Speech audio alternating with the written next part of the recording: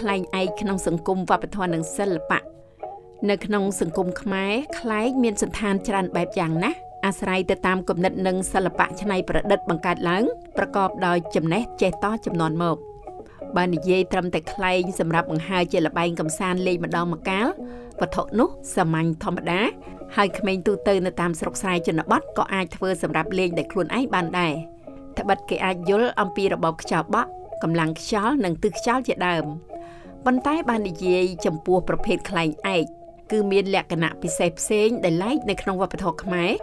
បើធៀបទៅនឹងខ្លែងទូទៅធម្មតាឬខ្លែងបរទេសនានាពោលគឺខុសគ្នានៅលើផ្នែករូបរាងវិធីធ្វើរដូវកាលលេងនិងជាពិសេសគឺជំនឿព្រមទាំងប្រពៃណីជាប់នឹងខ្លែងពាក់ព័ន្ធនឹងកំណើតខ្លែងឯកនេះគ្មានឯកសារណាកំណត់ច្បាស់លាស់ថាមានឡើងតាំងតែពីត្រឹមណាមកឡើយត្បិតខ្លែងឯកអាចចាត់ទុកបានជាមរតកដែលមានជីវិតដិតដាមនិងសង្គមខ្មែររាប់ដំណតមកប៉ុន្តែនៅក្នុងគ្រាខ្លះគេអាចលើកការនិទានផ្សេងមករៀបរាប់បញ្ចប់ចម្ងល់ពាក់ព័ន្ធនឹងកំណើតខ្លែងឯកជាក់ស្ដែងអ្នកខ្លះយល់ថារឿងធ្នេញជ័យក៏ជាប្រវត្តិបង្កើតខ្លែងដែរគ្រាដែលស្ដេចស្រុកចិនចាប់ធ្នេញជ័យដាក់គុកសម្រិតនៅក្នុងពេលនោះធ្នេញជ័យកើតប្រាជ្ញាធ្វើខ្លែងឯកបង្ហោះរយប់រហូតដល់ស្ដេចចិនយល់ថាជាហេតុមិនល្អក្នុងនគរក៏បានដោះលែងធ្នេញជ័យវិញបើយោងតាមឯកសាររបស់ព្រឹទ្ធាចារ្យមាជប៉ុនមានរឿងមួយនិទានថាមានព្រះរាជាមួយអង្គទ្រង់បានយកទង់ព្រលឹងរបស់ព្រះរាមដែលសោយទីវង្គតទៅធ្វើជាខ្លែងបំណងឲ្យព្រលឹងរបស់ព្រះរាមបានទៅកើតនៅឯស្ថានសួគ៌ចំណែកនិទានមួយទៀតបានបង្ហាញដោយឡែកយ៉ាងដូចនេះថាដើមឡើយមានជនជាតិភាគតិចម្នាក់ឈ្មោះកលែងប៉ុននងបានធ្វើខ្លែងឲ្យចៅលេងកំសាន្តដោយពុំដឹងហៅឈ្មោះខ្លែងនោះយ៉ាងដូចម្ដេចអ្នកស្រុកក៏ហៅតាមឈ្មោះតាមម្ចាស់ខ្លែងនោះតែម្ដងចំណេរក្រោយមកសំនៀងអានថាកលែងប៉ុននងក៏คล้ายជាខ្លែងភ្នងដែលជាឈ្មោះខ្លែងមួយបែបទៀតហៅសំដៅខ្លែងឯកតាមរយៈនិទានខាងលើស្ដែងឲ្យឃើញថាទោះបីជាពុំមានឯកសារជាក់លាក់បង្ហាញថាខ្លែងឯកកើតឡើងនៅក្នុងសម័យណាក៏ដោយតែខ្លែងឯកតែងស្ថិតនៅក្នុងចិត្តអ្នកស្រុកជានិច្ចរៀងមកបើក្នុងព្រះរាជពិធីទ្វារទសមាសបានចង្អុលឯកសារ3ពាក់ព័ន្ធនឹងព្រះរាជពិធីបង្ហើរខ្លែងប្រារព្ធនៅក្នុងខែមិគសេឯកសារទី1គឺព្រះរាជពង្សាវតាររបស់ប្រទេសកម្ពុជារជ្ជកាលព្រះបាទហិរិរៈរបស់អង្គញាយោមរាជឈុននៅវិទ្យាស្ថានពុទ្ធសាសនបណ្ឌិតលេខគ28ឯកសារទី2គឺទំនៀមខ្មែររបស់អង្គញាវង្សាឧត្ត័យអតីតចៅហ្វាយស្រុកស្ទូងនិងឯកសារទី3គឺព្រះរាជពិធីទ្វារទសមាសរបស់អង្គញាមហាមន្ត្រីល្មុតចាងវាងក្រមព្រះរាជមន្ទីរហើយដែលឯកសារទាំង3នេះមានសេចក្តីថាខែមិគសេបង្ហើរខ្លែងថ្វាយព្រះជឡាមនីចេតិយបញ្ចុះព្រះកេសធាតុឯស្ថានត្រៃត្រឹងតាមសៀវភៅពិធីប្រចាំ12ខែនៅថ្ងៃពេញបូរមីខែមិគសេពេលព្រឹកគេនិមន្តព្រះសង្ឃឆាន់ក្នុងព្រះទីនាំងទេវាវិនិច្ឆ័យដល់វេលាយប់ព្រះករុណានឹងនិមន្តសពមុខមន្ត្រីទ្រង់ធ្វើពិធីបង្ហើរខ្លែងថ្វាយចំពោះទេវតាព្រះករុណាឬរាជតំណាងទ្រង់យាងអុជគោមដែលចងភ្ជាប់នឹងតួខ្លែងដែលមានព្រះសង្ហាជាសម្គាល់ផងរួចទើបគេលែងខ្លែងឲ្យអណ្ដែតឡើងទៅលើអាកាសទាល់អត្រាទើបឈប់គេទាយដំណើរទឹកភ្លៀងនៅឆ្នាំមុខដែលយកដំណើរដែលខ្លែងហោះឡើងនេះប៉ុន្តែព្រះរាជពិធីនេះគេពុំដឹងថាខកខានពុំបានប្រារព្ធតាំងពីសម័យណាមកឡើយទោះបីយ៉ាងណាក្តីក្រោយសង្គ្រាមបានបញ្ចប់ចាប់ពីឆ្នាំ1994ក្រសួងវប្បធម៌និងវិចិត្រសិល្បៈបានរៀបចំប្រារព្ធពិធីបង្ហើរខ្លែងទូទាំងប្រទេសក្នុងគោលបំណងស្ដារនិងថែរក្សាប្រពៃណីទំនៀមទម្លាប់ជាតិឲ្យគង់វង្សរហូតមកដល់សព្វថ្ងៃបច្ចុប្បន្នគេមើលឃើញថាការធ្វើខ្លែងឯកពិបាកជាងខ្លែងធម្មតា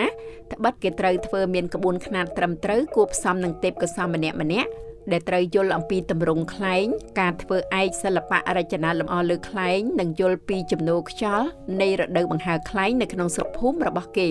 ខ្លែងឯកដែលបុរាណនិយមធ្វើតែងតែមានទំហំធំ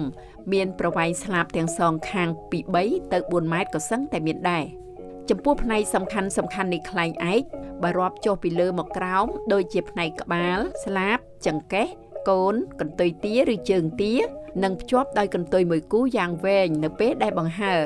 អ្នកធ្វើខ្លែងឯកត្រូវចេះលៃទំហំផ្ទៃខ្លែងបិទឫស្សីធ្វើឆ្អឹងធ្វើកន្ទុយចាក់ខ្សែទ្រូងនិងជាពិសេសបំផុតគឺការចេះធ្វើឯកឲ្យមានសម្លេងពីរោះមិនស្អកផ្ទៃខ្លែងគេអាចធ្វើពីក្រដាសឬក្រណាត់ផ្លាស្ទិកក៏បានឆ្អឹងខ្លែងធ្វើអំពីឫស្សីចាស់ ទន់រលាស់មិនស្រួយបាក់ដងឯកធ្វើអំពីឫស្សីតែអណ្ដានឯកអាចធ្វើពីផ្ដៅបិទឲ្យស្ដើងឬបណ្ដូលស្លឹកត្នោតដែលឡៃកន្ទុយខ្លែងឯកតែងតែមាន1គូឬ2គូដែលអាចមានប្រវែងម្ខាងចាប់ពី10ម៉ែត្រទៅ20ម៉ែត្រអាស្រ័យតាមទំហំខ្លែងដែលអាចធ្វើអំពីស្លឹកត្នោតឬស្លឹកទ្រាំងក៏កាន់តែប្រសើរសូមបញ្ជាក់ថាខ្លែងឯកច្រើនតែមនុស្សចាស់ឬមនុស្សពេញកម្លាំងជាអ្នកបង្ហើរតែបិទក្មេងកម្លាំងពុំដល់ខ្លែងទេបើតាមចំណាំនៃជនបទអ្នកស្រុកច្រើនចាប់ផ្ដើមបង្ហើរខ្លែងវេលាទៀបភ្លឺត្បិតពេលនោះចំនួនខ្យល់ស្មើល្អធ្វើឲ្យខ្លែងហោះបានខ្ពស់មានលំនឹងហើយបន្លឺសំឡេងឯកបានពីរោះមិនតែប៉ុណ្ណោះគេអាចបង្ហើរចងខ្សែចោលមួយរយៈរួចទៅធ្វើកិច្ចការអ្វីផ្សេងក៏សឹងតែបានសប្តាហ៍ថ្ងៃក្រៅពីការបង្ហើរលេងកម្សាន្តនៅក្នុងរដូវលំហើយខ្លែងឯកតែងតែមានវត្តមាននៅក្នុងកម្មវិធីតាមសហគមន៍ឬព្រឹត្តិការណ៍ខ្លែងឯកថ្នាក់ជាតិអន្តរជាតិជាដើមលើពីនេះគេតែងសម្គាល់ឃើញខ្លែងឯកបច្ចុប្បន្នតែងតែរំលេចដោយក្បាច់រចនាឬគំនូរផ្សេងជាអត្តសញ្ញាណរបស់សហគមន៍ឬរបស់ក្រុមណាមួយឬរំលេចសារប្រវត្តិសាស្ត្រលើផ្ទៃខ្លែងផងដែរជាស្ដែងថ្មីនេះក្រុមយុវជនខ្លែងមួយក្រុមបានរួមគ្នាបង្ហើរខ្លែងក្នុងន័យទាមទារសន្តិភាពសម្រាប់កម្ពុជាបានគូភ្ជាប់នូវរូបភាពវីរៈកងទ័ពកម្ពុជាទាំង18រូប